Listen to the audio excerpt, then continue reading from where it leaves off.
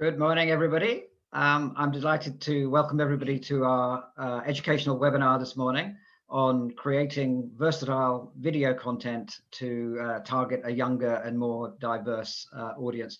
My name's Alan Reed. I'm Director of Client Projects with Heart Square. And before I welcome the team from Century One, our panel today, I just wanted to talk a little bit about what we're seeing in the membership sector and also in the charity sector when it comes to attracting different audiences to be members or supporters. So we Heart Square predominantly manage and deliver CRM and digital engagement projects, and those systems and engagement channels are used primarily to drive membership, to drive communications, and obviously to drive the website. And what we've been hearing over the last few years, and particularly this year, for reasons everyone will have noticed, is that people in the membership world are worrying about a consistent problem, which is that the average age of the member is going up by about a year every year. And of course, there's only one destination along that journey. So the challenge has been, how do I attract people of a younger demographic? We have a fantastic membership and educational and charitable offering. How do I get through to audiences that I'm not getting through to today? Shouting louder on LinkedIn doesn't seem to work very well. Doing ever more persistent campaign emails, they're not being read. So people are very interested in new channels and new ways of engaging with audiences, not instead of what people are doing at the moment, but in addition to. But part of that recognition, there's a significant fear element that we've noticed that comes along with that. We talk to perhaps 200, 250 membership organizations a year. And the fear element that goes along with that recognition that your membership is getting older, and the concerns about your messaging being less relevant to your target audience. The fear element is, how do I even engage with new channels? How do I even start when it comes to things like video content, which we know to be effective? It's still seen very much as a black box. It's still seen as very much very difficult to get into, with all sorts of different fields and verticals of expertise that are required. And it seems to be something that is for the bigger boys, for organizations that have huge teams and huge budgets, etc. So for that reason, we're really delighted to welcome the team from Century One. Century One, I'll allow them to introduce themselves and talk about what they do, but this is intended to be an educational eye-opener for people both who are new to the idea of video content to support your membership messaging, but also for people who are looking to optimize earlier attempts and earlier campaigns around video content. So Century One have a real focus on the not-for-profit sector, which we think is an important value add when it comes to it. So it's not a generic webinar.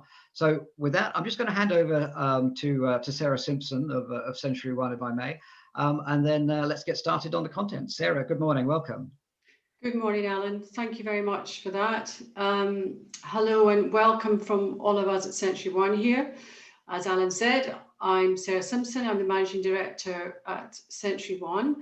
Thank you for taking the time to join us today. I know that webinars are prolific under Zoom and lockdown, and we're hoping to keep you engaged all the way through over the next 35 minutes. We've left quite a lot of time at the end for a question and answer session. Before I move to introducing the team, just a little bit of background history about us to give you some context. We've been around for over 15 years now.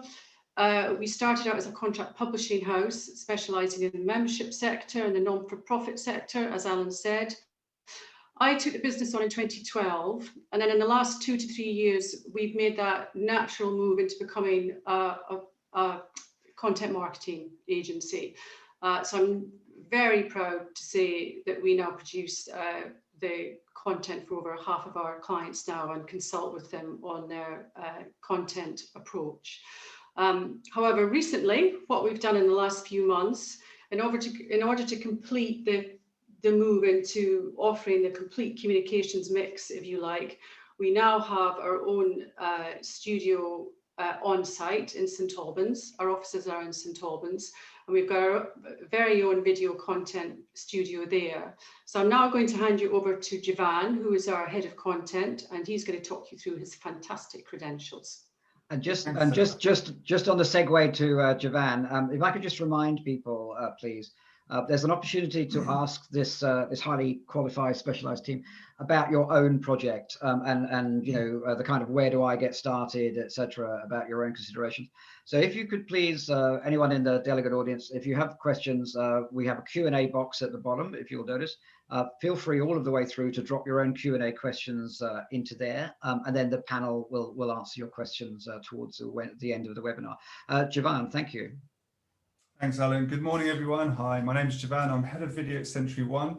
I'm looking forward to the next 45 minutes to an hour to talk to you a little bit about experience I have in this sector. A little bit about me, I suppose, is that I have been making video content for about 20 years.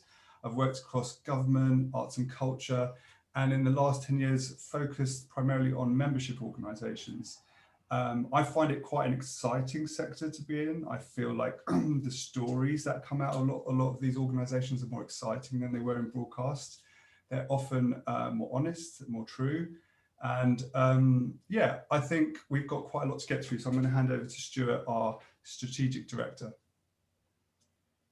Right, Jevan. Good morning, everyone. Lovely to have you here and lovely to be here to hopefully impart some useful little nuggets of information about how we can help you on your video path.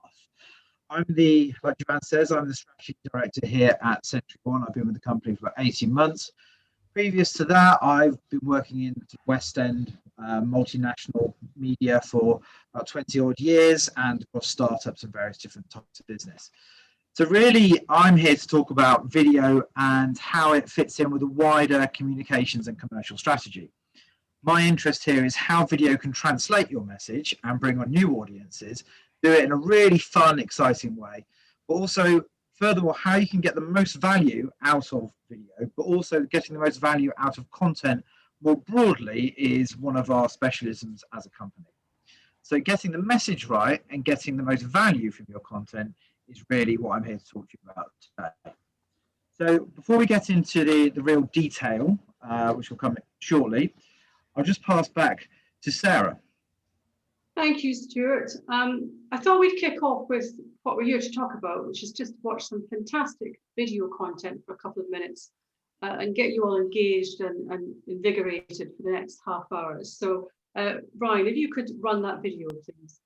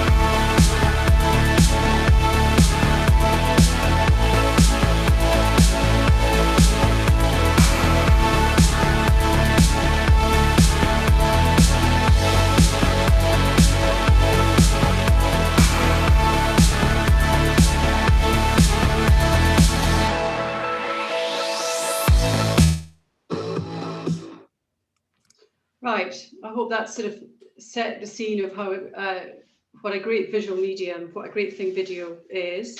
Before I move on, Alan, would you be able to put up a poll question just to check that we're all awake at the beginning of this? Absolutely. So let me launch a quick poll for the audience, if I may. This one is asking the question: is video content a regular part of your content calendar, or something that's more ad hoc for you? So I'll just give a few more seconds for people to respond. It's a multiple answer. If we could just get people's thoughts on the polling, please. So feel free to click what's most relevant to you in the polling. Is that poll appearing okay for everyone? I can see that. Great. Okay. So right. Yeah, I'll just give it a few more seconds for people's answers, and I'll finish there. Okay. Okay. Thank you very much. Great. So what we're seeing there is a clear majority where video content is ad hoc and something that's used from time to time rather than a structured part of what people do. Does that surprise you at all to the Century One team? No, not at all. I think one of the things I'm going to touch on is the need for it to be part of your regular content calendar. More importantly, if it's a younger audience, part of the content calendar for the younger audience, have a specific content calendar for reaching out to the young. But it's encouraging to see that it's 23% already have it in their content calendar for the year. Great. Okay, so I shall move on quickly. So before Jevan and Stuart get into the meat of this presentation, I just wanted to talk about the reasons why we're here, which Alan has touched on already, really. I talk to a lot of membership organisations week to week because that is what our client base is. And there is that particular reoccurring theme about the matters, the issues that are consistently rearing their head. Often, unfortunately, it is a declining membership. The more recent one, which we're all a bit more clued up on now, I think, is the lack of diversity. But the most common one is the struggle that you're having to recruit new and young members. And I think that, combined with the problems that we have with the communications landscape as a whole, which is much more fragmented than it used to be. I mean, fragmentation can represent an opportunity in that it can allow you to target more specifically, but it does make it hard sometimes to reach out to that very elusive audience, the young audience, because they're so agile and changeable with how they're approaching their media consumption.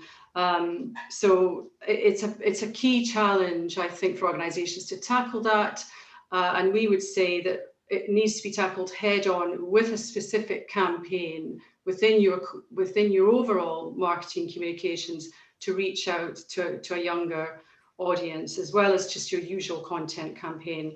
And I think a great way of doing that, a great springboard to do that, is through video content. So video content is very much in demand, and I'm going to hand you over to Jevan to talk about that. Thanks, Sarah. I do wonder genuinely if our relationship with young people is changing. As someone who's homeschooling right now, I'm not sure if we all want to reach out to younger people in the same way in the next few months. But Sarah does pose an interesting question there. Where do you start? It's such a huge area, video for young people. Let's lay the foundation and start with some facts. I've got a slide coming up right now that says that tells us that 90% of information transmitted to the brain is visual, and that humans ourselves process visual content 60,000 times faster than text. 60,000 times. Can you imagine your brain doing anything at 60,000 times anything? Because I can't. So what does this mean? Why am I showing you this slide? It means you're dealing with a sophisticated audience, one that processes more than it can understand. And if you're dealing with moving visual content, you really have to work out what you're saying, because your audience can spot a dud.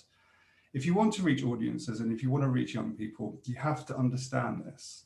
You have to be really honest and you have to be authentic. You have to get to the point. It's why good stand-up comedy works. It's why good art works. Sincerity. People like sincerity. In terms of the video format itself, we know this works. It's moving images. It's moving images with music, with sound. It's audible. It's sensory. We love it. We're all stuck to our phones. We've got video everywhere. We're stuck to our screens. Some of you right now are double screening. Stuart, I can see you double screening. We know it works, and I don't need to convince you that young people like video. Young people like video more than their parents in some cases. It's everywhere. It's 24/7. It's on games, it's online, it's on TV. Unlike us of our age, we, however, have grown up, most of you out there probably on this webinar, we've grown up with Blockbuster video and VHS and DVD. We have a different relationship with video. And if someone was trying to communicate with us using a fax machine, it probably wouldn't work. So what am I trying to say? I'm trying to say, obviously, be sincere. I'm trying to say, talk in the native language. If you're trying to communicate with young people, use their default form of communication. But what do you get in return? If you're going to invest in this process and you're going to take your first step and delve into video making of any sort, what do you get in return? You get three things. You get trust. You get authenticity from that trust. You develop relationships with deep engagement, and you incite action, very simply. There's plenty of evidence out there to prove that video incites action, and whether that's a purchase or a subscription or a message being received really deeply with impact, video does incite action. And if you package that up, it's called return on investment. That's what it comes down to. So we know that there's deep engagement coming out of video. And with all that said, where do you start? Where do I start? Where do you start? Where's my COVID safe cameraman? Where's my hard house soundtrack to engage those young people? Stop, don't do anything, hold the phone. You've just committed the first sin in video content marketing. You've taken a corporate message off the shelf and given it to a production company, and it won't work.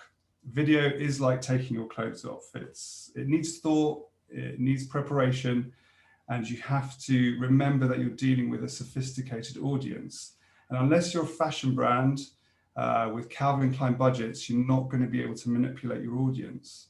So all you can do is be sincere. By all means, use all the magical tools that film can offer, be it animation, be it music video, be it talking heads. Do all those things, but your message needs to be purposeful.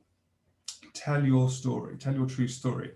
And as this slide up suggests, pull the curtain back on your company. Reveal yourself, spotlight your members' success stories, involve them, make a list of your members' frequently asked questions and address them head on. Tell your story. Where have you come from? And most importantly, where are you going? That's the most important one. What's your vision? And be honest about these things. Don't beat around the bush. These could provide fascinating storylines for your organization. And after all, that's what you're after. That's what you're trying to do. You're trying to tell a story. And once you have that story, whether you've worked that out on your own or with an agency or with a production company, you are then ready to start writing your brief. And that's really important to understand. That's the step you need to establish before you write your brief. Stuart, tell us about a brief.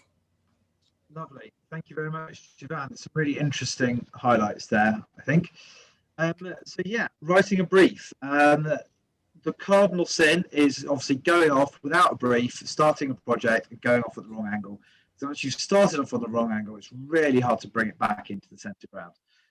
So a brief really is something, well, it's exactly what it says on the tin. It's a short, concise set of goals that answers the following questions that you'll see up on your screen right now, which are, who are you? So a really honest, true reflection of who you are as an organization is what's needed here. What is your message? And we'll come on some more detail on that in a second, but real clarity is needed there in terms of messaging. And who is this audience? Is it an existing audience? Is it a new audience? But really understanding your audience, especially this young and diverse audience that we're talking about today, is really clear.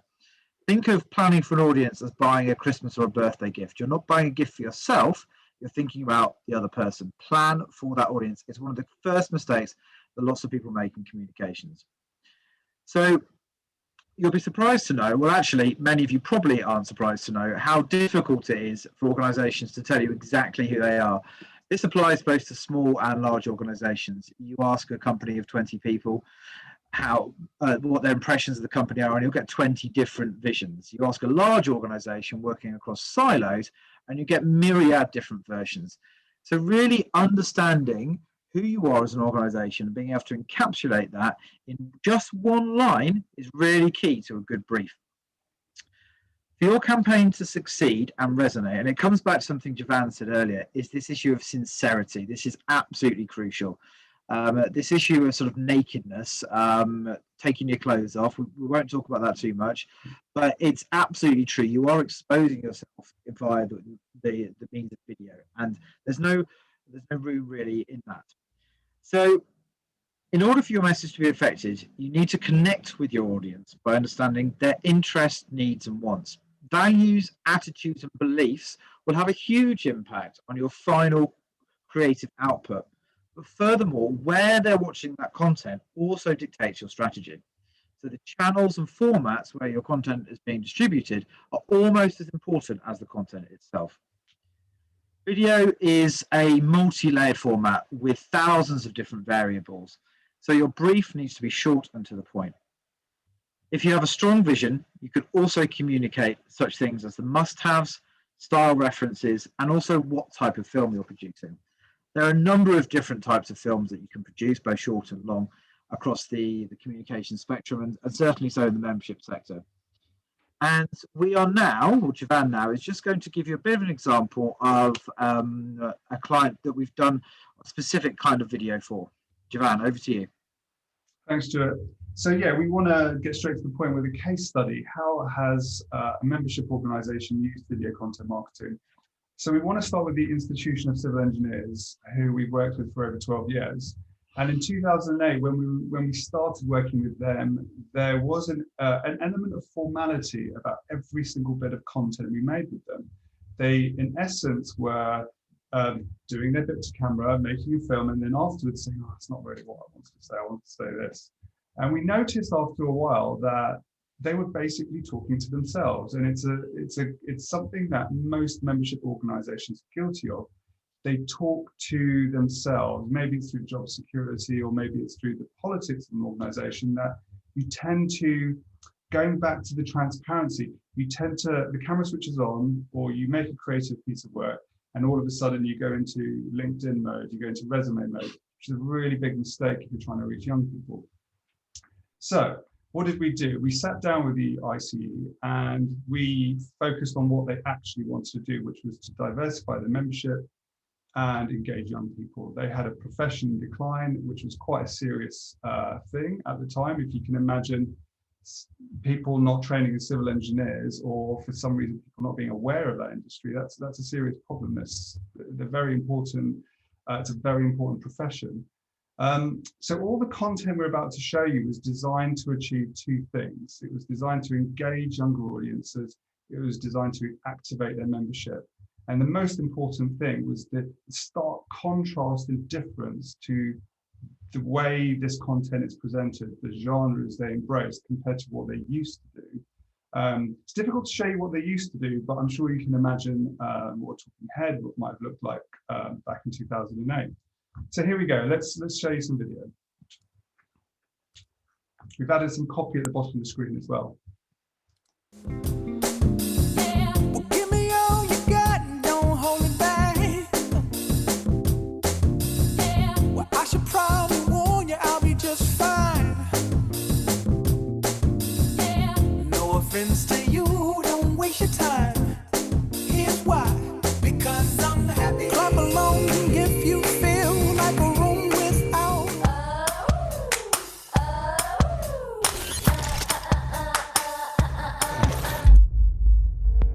This isn't just a story for school children, it's not just a story for students, it's actually a story for everybody. Men have no idea what women go through in their career. The way that the global environment is changing, the institution and civil engineering must change to reflect the real world. I really struggle to understand why we have such a small percentage of women going into the profession, because it's such a rewarding career. You look at it as a young woman and think, will I ever be able to get there? Is that even achievable?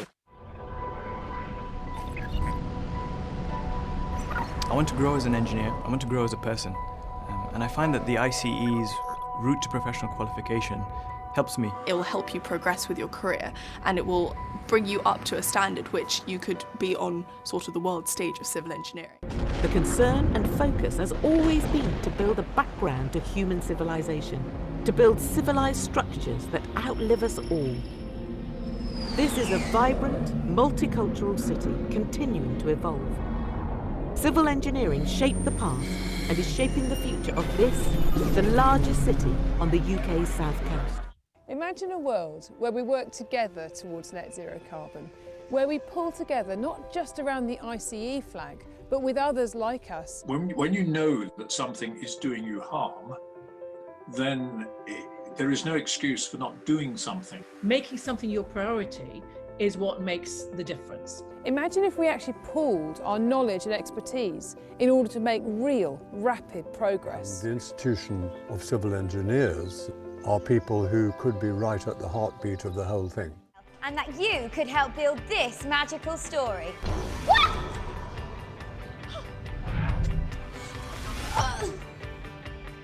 Engineering is a word for the skill set that allows you to create anything in your head. How incredible is that?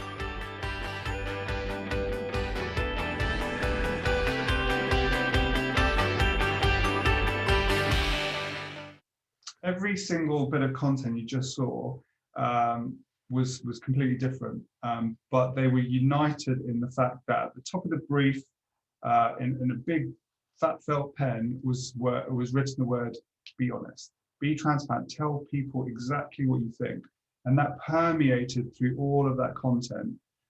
There was a different demographics. You know, the young audiences are, you know, school, graduate, preschool, student communities that you have to break them down and then obviously create content for each of them. But the most important thing about their success was the honesty behind it. That not only gave them the results they wanted, but it gave them celebrity ambassadors. And you might have heard Dawn French being a voiceover for one of their particular culture videos. You might have seen Serrano Fines more recently endorsing their message. These didn't come about through large fees or like hard work trying to work with casting agencies. They actually came about as a result of an organization trying to wear its heart on its sleeve, which is a really easy thing to do for you and I. It's a really hard thing to do for an organization which has a lot of people with a lot of different values. So remember, it's not a fashion brand. This is civil engineering, so it wasn't bad, and the results weren't too bad either. The ICE demographic today is they have 95,000 worldwide members. They have a 74% increase in female applications, an 86% increase in student applications. Across social media, they have 500,000 followers. And the most important thing is they have an increase in confidence, huge increase in confidence. Most of the videos that sit on their YouTube channel today have been contributed by their members. That's a huge amount of empowerment. So the momentum that was gathered as a result of those campaigns, which were spread over years, really changed the way they started communicating and the way they started doing things, in essence. So I'm going to hand over to Stuart, who's going to tell you a little bit about the making of video. Great stuff. Thank you very much, Jevan. So, right, how do we go about making a video? Like the lady says there, we can use 3 phones and 3 selfie sticks if we want, but I don't think that's probably right for most of our organisations. Yes, you'll create some content, and lots of people do create content that way, but I think we need to think about organisational goals, and that's what I'll talk to you about in this section really here, is matching your video output with your organisational goals. So many of you watching right now will be wondering whether or not you've got the resources to indeed even make video. 20 years ago, 15 years ago, you probably wouldn't have done. You'd had a real headache executing the idea into a film, the amount of kit you'd need, the crew you'd need, and the cost involved would have been prohibitive. Today, of course, we have the internet and we all have ubiquitous smartphones. My 8-year-old can record and publish a video in the morning onto a chosen platform before I've even had a chance to eat my porridge. So it's an interesting world that we're living in, with content being produced on a continual basis, hours and hours of content being produced every single second. We live in an age of unbelievable technology where publishing has become effortless to some extent. But really, we can demystify the video production process. You don't necessarily need scripts or stuntmen or actors indeed. You have, all of you watching right now, all have at your disposal an incredible resource in both your organisational staff and your members. You have an Instagram account with a global audience, potentially. Some of you do. Anyway, you have a loyal and probably paid for audience who are hungry for new content from you. So we live in a world of video production that is both liberating and daunting in equal measure. But you are exposing yourself. You have to be prepared, and you have to make sure that your message resonates with the right audience. The bottom line here really is that the process of making a video, producing a video, distributing a video varies massively. At one end, of course, you have the Steven Spielbergs, the Richard Curtises of this world producing Hollywood films with thousands of cast and crew. On the other hand, you have kids producing cat videos and publishing them onto YouTube within a couple of seconds. What I'm saying really here, and the bottom line is, find the level of complexity that is right for you, your community, and your message. So, Alan, do you think we might be able to throw the second of our polls up just now? Absolutely. So let's hear from the audience. So, what I'd like to do is launch a fresh poll, and just 1 second. If we could hear from people on the topic of how likely are you to develop your video content offering in order to connect with your audiences. So if we could just hear from people how likely they are to engage in it. Is it a brave new world that people are keen to get into, or is it something people don't see themselves doing at all? And I'll just give it a few more seconds. Then if I could just add to that, this is the questions based around are you likely to use it more as a result of the pandemic? Great. Thank you very much for the addition, Sarah. So I'll just end the polling there. And what we're seeing is a very encouraging, almost 80% who are indeed more likely. So does that surprise you again from the Century One team?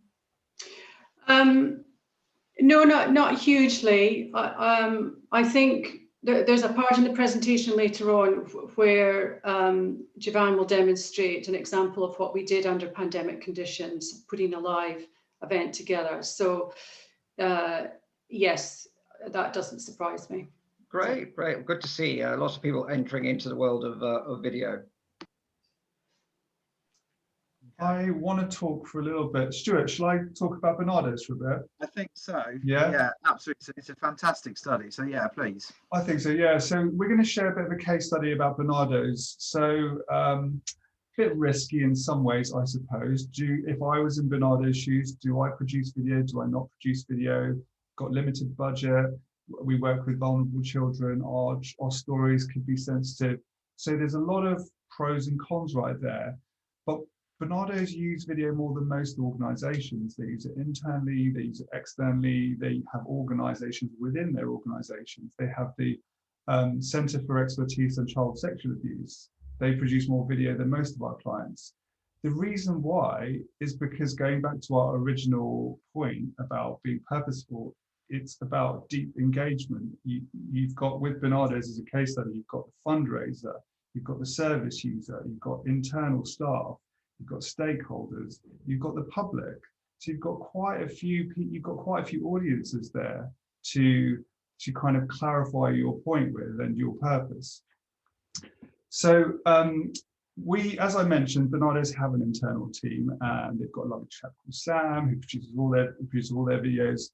And however, they do have external support. And when they need something a bit more commercial, such as a company culture video or an anniversary video or a case study, they tend to come to us. And I have to say, we've taken a very different approach with them over the years. When we worked on Believe in Me, or more recently on their Ramadan campaign, we took a bit more of an optimistic approach and focused on the impact of their work. The charity sector is quite emotive, and it can be really, it can really pull in the heartstrings. So I think it's important for the optimism to be there in this kind of genre.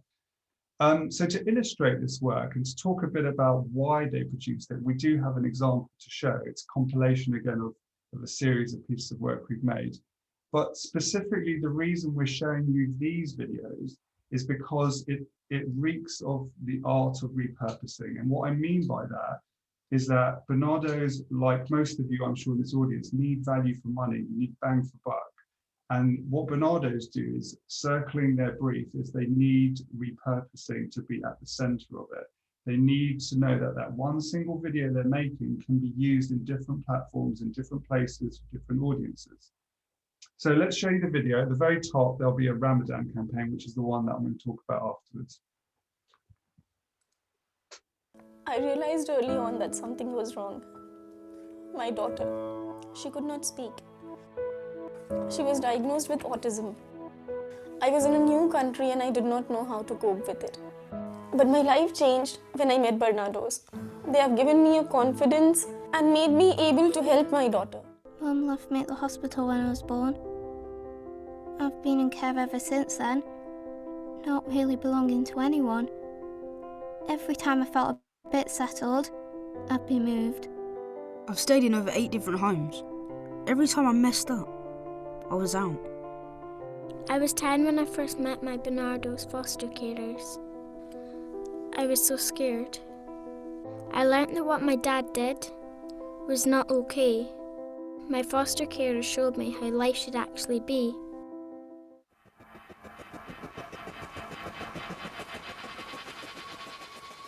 You might not believe it, but thousands of children in the UK need your help today.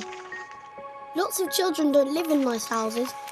Lots of children have problems and don't do very well at school.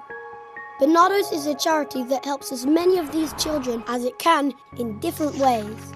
They stepped in, so God knows what I would have been doing with myself. If Bernardo's wasn't there, then I wouldn't be where I am today. They've made a massive difference to my life, and I think they're making massive differences to other people's lives. You realise that, God, you know, this has actually made a difference to somebody, and it's completely changed the direction of where their life is going. Today, Bernardo still fights for children like this. So a lot of staff featured there as well, especially the chap at the end. Definitely use your staff. There's one point you should take away from this. Your staff are often the stars of the show. So what I would say is that looking at the list of people watching and attending today's webinar, is that a lot of you, I would have thought, have incredibly true stories. All the stories you just saw there, all the content was true. Obviously it's Bernardo's. They were re-articulated, sometimes through actors, but they were true stories, and that's a really important message to take out of this webinar, is that you already have this content, really. You just need to reveal it. So going back to the art of repurposing, the Ramadan campaign, which was at the start of that video, was a true story, and we made it in March 2020, just before lockdown kicked in. And Bernardo's commissioned the story with the underlining necessity for it to be repurposed. So let's have a look at what they got out of it. Not only was there that 30-second TV spot, they had the 90-second direct response advert too. They took away the pictures and they had a radio advert immediately. There was an audio track, becomes a radio advert, and a podcast. Then you have an email campaign that came out of it, because you already have the content. They recycled it into animated GIFs, and they had an email campaign. They had an Instagram story, a Facebook story, a blog, a vlog, and a webinar. Now, all of these formats allowed them to reach a wider audience with the same piece of content. Sure, you have to technically recycle these things just a little bit, but what you're doing is you're using one piece of content in different places with different audiences, and that's really important to understand. Stuart will talk about that a bit later. But we launched the campaign with media reach in April 2020, and it was one of the most successful myth-busting appeals Bernardo's has ever run. Stuart, when you make a video, where can you put it? Great question. Thank you very much, Jevan. I think it's a really interesting point you raised there about content repurposing, and that notion of content repurposing is something that organisations, small and large, do, and we'll be glad to talk about that in more detail in future. So yeah, where do you put it is the big question. We live in an era where publishing your video to YouTube and just leaving it up there has gone. that used to be the be all and end all, the start and end of a video strategy. Sit there and count the amount of views and right, we've all done our jobs. No longer. The opportunities for widening your audience across new platforms are really exciting, actually, and it's a really interesting time that we live in. So as we know, the internet is huge and mostly it's free. So what I want to do is just talk about some basic tips, really, some of which you may know already, so apologies there, but if not, hopefully this might prove slightly useful for some of you. So make a trailer or teaser, just like we did today. We released a short trailer ahead of today's webinar in order to get a bit of attention, to get a few of you joining and spread the message. This is something that all of you could do. I referenced earlier YouTube not being the only channel. Today we have Vimeo, TikTok, Facebook, Instagram, LinkedIn, the list goes on, and who knows what's going to be the next big social media channel. Invest time in building a wider audience across these new channels. You've got the content, use it wisely. Next would be to break the video into shorter clips. So take your minute video and break it into 10-second clips. Take your half-an-hour documentary and shorten it into a 5-minute video. Often what happens is audiences access that longer form content via these shorter form videos. Next, TikTok, the Chinese-backed giant that to date has over 2 billion downloads.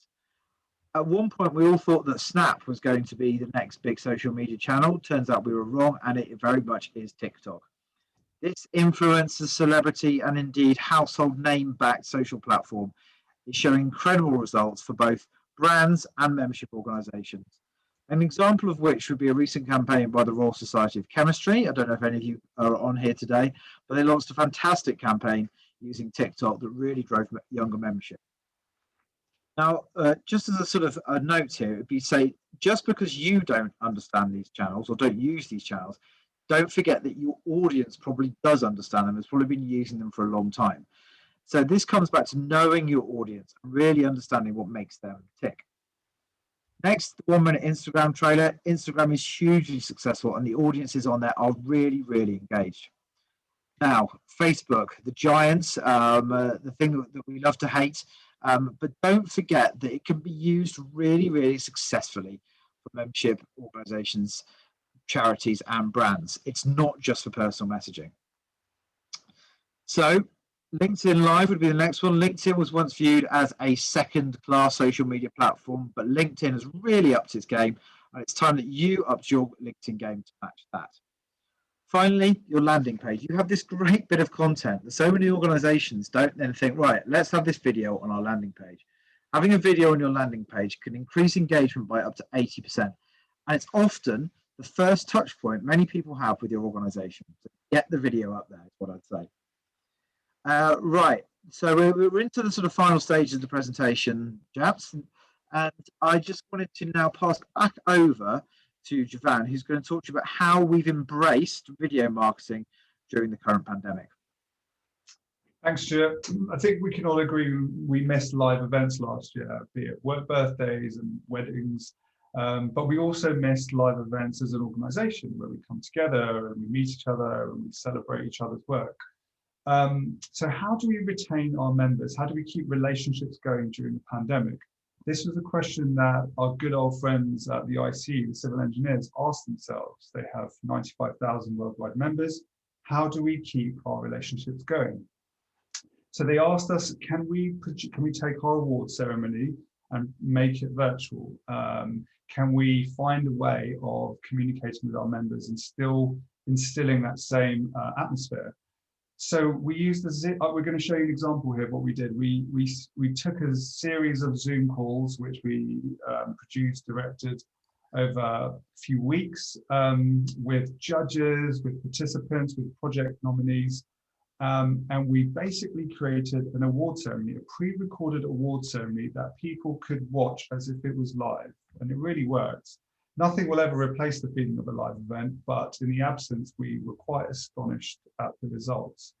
Ryan, can we share a clip of the ICE Awards?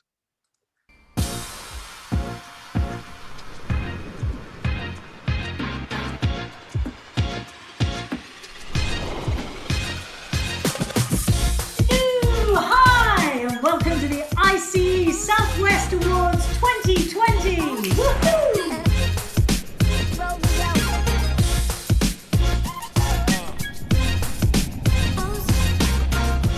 see so many of you out there, some familiar faces, but many more new ones too, which is fantastic. Now, before we explore the outstanding civil engineering projects on this year's shortlist, I'd like to introduce some people without whom the awards would simply not happen. It's the judges. Thank you very much, Judy. It's great to see you again, even though it is virtually. Wonderful, and I'm really looking forward to tonight's award. I'm making this up as we go along, as you can tell. Katie, how are you doing? You're very well, thank you. I think that might be the theme of this evening. Indeed. If it goes wrong, Katie, just go wrong with style. Let's move on. First award. What have we got first up tonight? Two things. Their audience was larger than their live audience. The virtual audience not only had the project nominees, the participants, it also had their families. The results were that their families actually understood what civil engineering is, which is the result. People could interact and contribute on social media. It was a really memorable experience and a real win, actually, for the client. So I'm just going to wrap up and hand over to Sarah. But before I do, I just want to say that don't forget what video actually can do for you. We're talking about multiplying your brand awareness. We're talking about generating new audience, new numbers.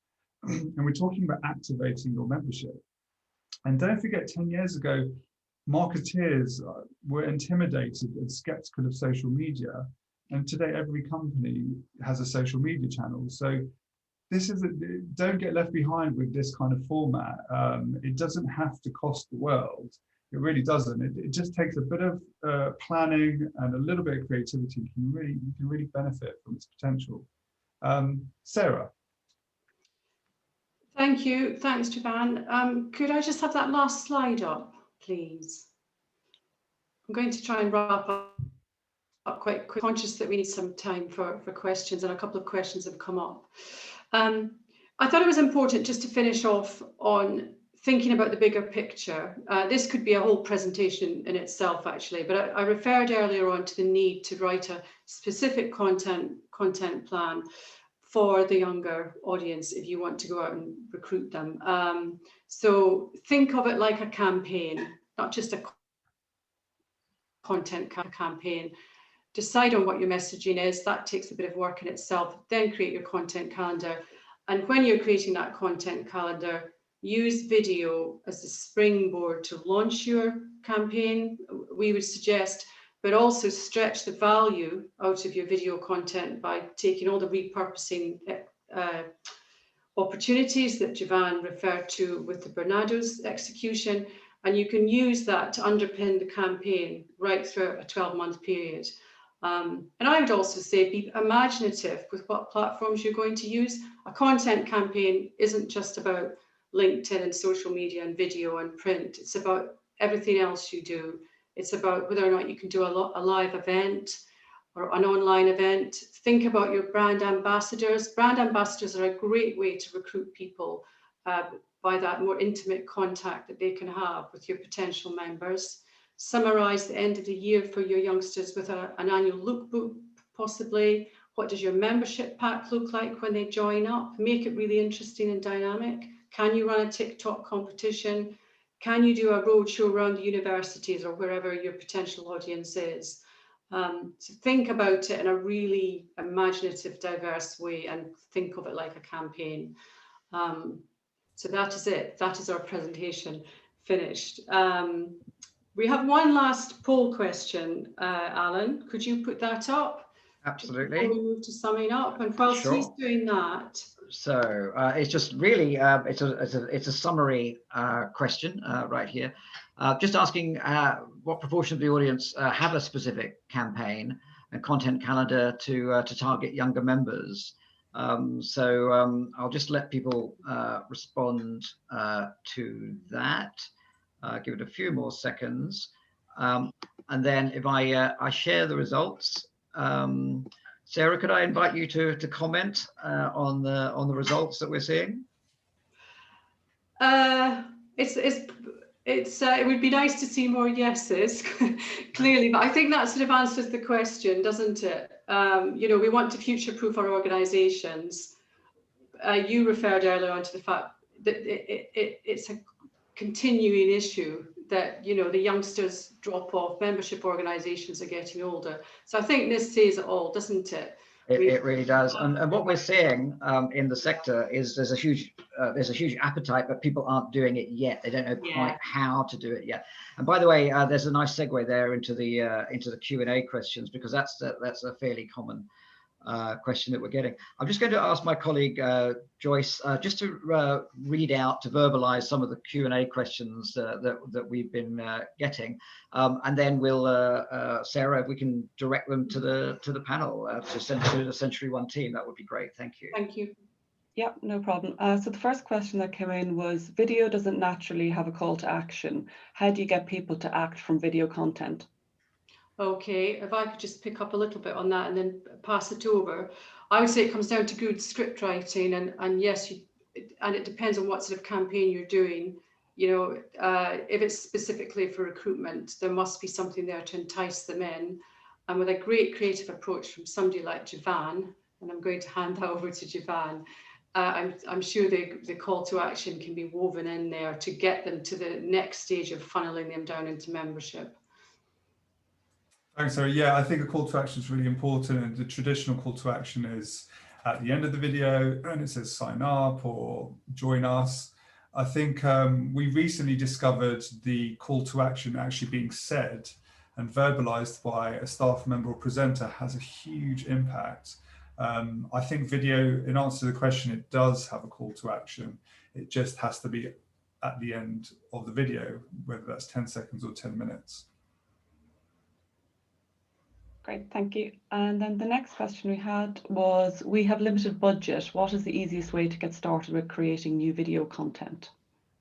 Jevan, would you like to take that? So the short answer is that you can make a video with no money, and you can make a video with all the money in the world, and both could result in good or bad news. I think budgets are important depending on what you're trying to do. I think if you, like going back to my original point, if you have done the internal work already and have distilled your message, and you also understand your audience, as Stuart mentioned, then after that you will be able to justify the investment. I think starting with a budget question might be the wrong way to start, actually, in some ways. That comes back to taking the idea off the shelf and giving it to a production company. I think the internal work needs to be done first. And sometimes you need a soundboard, and that's what Century One's here for, is, you know, to help you through that. But I do think sometimes starting with a budget is a rush to just get it done and finished with and out the door. So I don't think it's the right way to do it. And stretch the value of your video content. I think we said that earlier on. You know, Jevan gave the example of how Bernardo's was also a radio campaign. It was an Instagram campaign. It was repurposed in so many different ways. Great, thank you. Next question was, what are the main problems you find that organisations have in creating and pushing out video content? Stuart? Comes back to my section, actually, is getting the brief right in the first place. You know, like I mentioned in my section, if you go off at the wrong angle, it's very difficult to come back into what you actually, the center ground or the messaging. So getting that brief absolutely distilled and understanding the message of your organization is the crucial thing here. Understanding it's very much, I can't emphasize this enough, it's very much a two-way street. You can't just push out the messaging and expect it to work. Great, thank you. And then another question we had is, do you know how Reels on Instagram engage younger audiences in terms of stats, as this is something that we're curious to explore? I think that is one for Jevan and might require a bit of sorry. Reels on Instagram. Do you mean, sorry, I'm just wondering. I think Instagram has got, it's got a really powerful analytics tool. It's obviously owned by Facebook, and it's got an incredibly hardwired way to reach the users on Instagram, which are mostly young people. I would say that is quite a broad question, and that by using the tools that Facebook and Instagram offer, you'll be surprised how incredibly, it's probably one of the most powerful marketing tools I've ever come across. It can really transform your bit of content. So I would say you are right in saying that you're curious to explore it, because it's a whole new world. It really is. Great, thank you. And then another question we had was, how do you measure the ROI on video, so to justify the budget? So there's a couple. All organisations are keen to measure. You're right. I think there is the impact on the internally, which is quite easy to measure, the feedback, and that would be from the people at the very top. Are they happy? Because if they're not, honestly, sometimes it doesn't matter what the audience think. You need to be pleasing internally and externally. I would say that measuring the views isn't the way to measure success, actually, because some organisations feel like, oh, we got 1,000 views today, great. Yeah, I don't think that's the way to measure success. The way to measure it is actually how involved people were, how much action came out of it, the actual tangible measurements. Don't use views, I would say. Don't use hits as a way to measure. Try and put in place some tangible action in your brief that you want out of that video, and then it will help the provider. I would suggest, I think, with is to put some KPIs in place, put some key performance indicators in place that are specific to what you want to achieve, and benchmark it. And also, I think, as Jevan says, sometimes it's quite a qualitative approach that needs to be taken. And we know from the ICE campaign, it was the increase in confidence that was remarkable. And sometimes that's difficult to measure in monetary terms. Yeah, it's always a tricky question. Then we have another question was, we have videos all over the place on YouTube channels, on our website, social platforms. How do we even start to pull this together into a content strategy? You create a calendar at the start of the year that ties everything together. You give an honest audit of your existing content assets and see what's right for you. Are they really representative of who you are as an organization? Are they something you want to use going forwards, or are you ditching what you've got and starting from afresh? And working out, can you get, ideally they're right and you can get maximum value out of them, and we can help on that journey in terms of repurposing existing content. But I think it's really important that it's tied together. So if you've got, especially if you've got an organization where video is being created at different points within the organization, where you might have different tones and looks and feel and that kind of thing, it's all got to be tied together, and it's all got to be, you need to get everyone in a room, all the stakeholders together in a room, and you all need to have an honest appraisal of what you've got and where you take it going forwards. And it needs to be scheduled, it needs to be planned out across the year. So that's what I suggest on that. Yeah, we did think of showing a content calendar today, actually, but we felt there was an awful lot of ground to cover. But we do get involved with supporting our clients with content calendar creation. So we're happy to have conversations with you around that, to support in that. Great. I'm just conscious of time, so I think one of the questions I'll cover, because I think people find it interesting, was how much did it cost to buy the rights to use Pharrell Williams' Happy? Jevan. So at the time, everyone was using Pharrell's track to make their own videos. But obviously, as an organisation as large as ICE, you couldn't just claim to be a teenager making a mobile phone video. So we wrote to Universal.